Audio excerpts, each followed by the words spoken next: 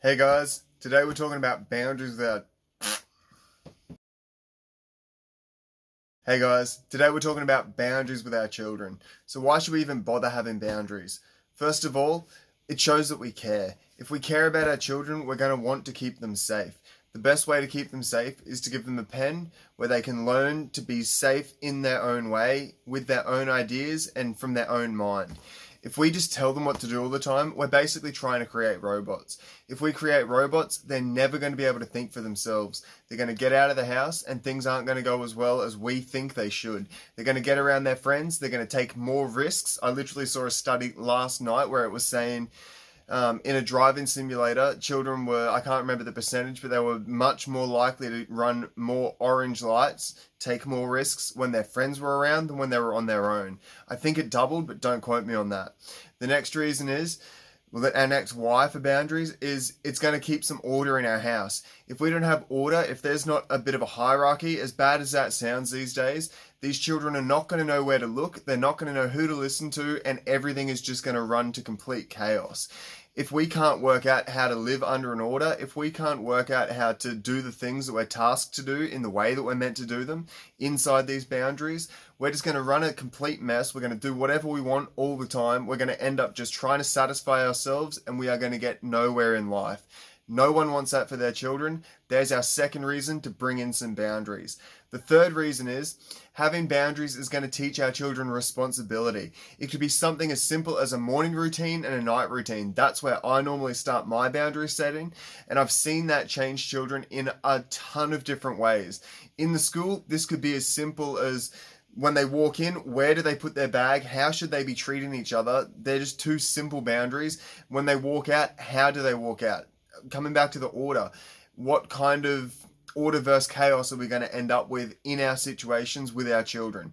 Setting these kind of boundaries is a great way to start, a great way to teach responsibility. Second point that I've got here, or second question is, how do we even bother setting boundaries? In the home, in places where we're in more authority, where we're needing to not be the one in power, be the one controlling the situation, be the person looked to when things go bad. Where I like to start, and the best place to start, is figuring out what bothers us. Why it bothers us is an even better thing to figure out. But if we can look at the things that bother us, pick the thing that kind of irks us the most, pick the thing that really, really grinds our gears and really just presses those pressure points. When we start there, we're going to want to be around these children more. It sounds a little bit backwards, but I've heard psychologists say that if we can start in this position, we want to spend more time with our children. And by wanting to spend more time with their children, they're going to learn more good traits, hopefully, because hopefully we're not using this stuff just to blow up our own ego. If we can do this as a tactic to make more time for them, to give them more space, to give them more of us, then it's only a good thing to be setting these kind of boundaries. Next point on our how is what keeps them safe. Like I said at the beginning, the only reason that we're setting these boundaries is to keep them safe. And the only way long term to keep them safe is to set a boundary, to let them play in that boundary, to let them fall down, to let them get back up, and to let them learn who they are and what they've got inside of them. Boundaries are just there to keep our children safe, to let them grow, to let them get bigger, and to let them learn to be people. Right now, they're little, they're young, they don't understand everything that we know. We don't want to put boundaries in there to control them and to really cram them down. Our boundaries are just to keep them safe, to let us learn our own children as they learn how to navigate the world. And then we can make these boundaries bigger and bigger and bigger and give them more freedom, more space, more opportunity to make these mistakes. That's the best way that we can keep them safe. The reason that we make these boundaries is to give them the best, to let them grow, to give them these opportunities. We want to keep them away from the danger because we want them to, as bad as this sounds as well, we want them to hurt themselves. We don't want them to get too hurt though. We're trying to avoid those major dangers, stranger dangers, dangers in relationships, how to act around other people and how to look out for those people that haven't got their best interests at heart.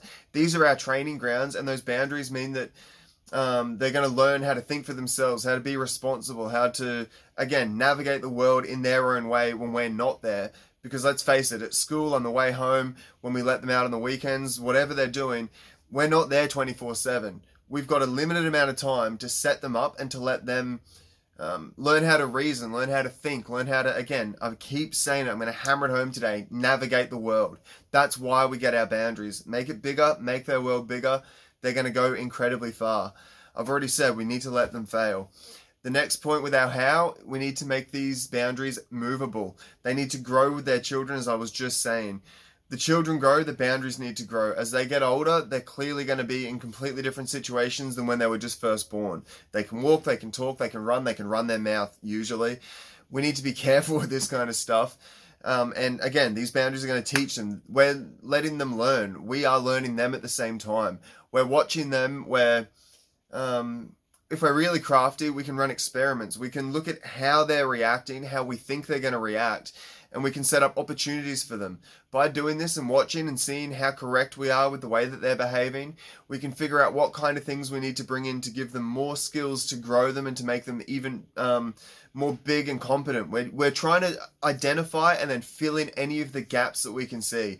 And by having boundaries, by having these restrictions on them, we can see where they're going to push, where they don't like it, where they need to get a little bit more brain power, and where they need to look at things a little bit more critically and slow down that bit.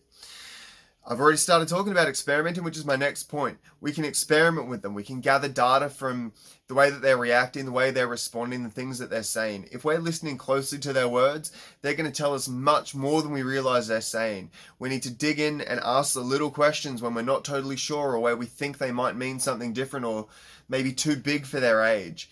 There's a lot of ways that we can nail down the things that they're saying and learn more about them if we're just a little bit more conscious. How do we even start this? With our experimenting, with our learning to know our children, we ourselves need to be open and honest. If we're not giving to them, why would they bother giving to us? How many times do we go out in public and people are just trying to take? It's when there's a little bit of reciprocity, a little bit of back and forwards, that things go the best. We want to give to other people, and we're happier to receive the things that they've got to say and the things that they're trying to offer us. We need to get a strong connection before we bring in correction with our children. Who, again, in the public, who are you going to listen to? Are you going to listen to people that you've got a rapport with, people that you know, or are you going to listen to some random that's just trying to tell you what to do? It's not going to work like that. In our actual real lives, we want to be connecting and going deeper with people so that we can not influence them, but so that we can really know who they are and know how to actually help them. That's what all of this is about. Parenting is about getting to know our children so that we can grow them into the best, most competent people that they are. Again, they're going to be out in the real world, and we're not there to hold their hand every single second of the day. We need to be helping them learn, helping them grow. It might be a 4-year-old child, but they're beginning to make their own choices. We don't want to completely step back. We need to be influencing and helping and guiding. That's the better word, guiding these children. But we need to let them make the decisions while it's safe to practice. This is all about practice. We need to learn them. I've already said that we need to learn them. That's part of running these experiments, part of listening to them, part of growing with them. That's the only way that we can do this. It's all about trial and error. We're going to make mistakes. Going back to the beginning of my points here on experimenting, we need to let them fail. We need to be open and honest. Trial and error. As long as we're ready, willing, and able to tell them where we've messed up, as long as we're there to own our mistakes, there's nothing that can really go wrong. It's all about open, honest communication, not trying to lie to them, not trying to garbage them. They just know. I don't know how children know exactly, but as soon as I've seen a child lied to, it's never, ever gone well. That trust is gone. That respect is gone. It's hard to rebuild these things. We've got a choice. Do it properly from the beginning, or try and fix the mistakes later. Hard now, harder later. We need to take our pick. Boundaries are the first way to make it hard now, easier later. Have a think about this, guys. There's a lot more ways that you can set some boundaries. Let's start that again. There's a lot to this. Boundary setting is a personal thing. It's our boundaries in ourselves. It's our morals. It's our beliefs. These are the things that we're trying to teach our children because we've gotten something out of it to get this far. We're just trying to give this to the next generation. We're trying to tailor it to what they need, where they're at, and the things that they're dealing with. Because this world is completely different to when we grew up, way different to how our parents grew up. and night and day basically from even just our grandparents when they were growing up. Grow with them, learn them, be real, set the boundaries to keep them safe and to keep you loving them. You got this, guys. Have a good day.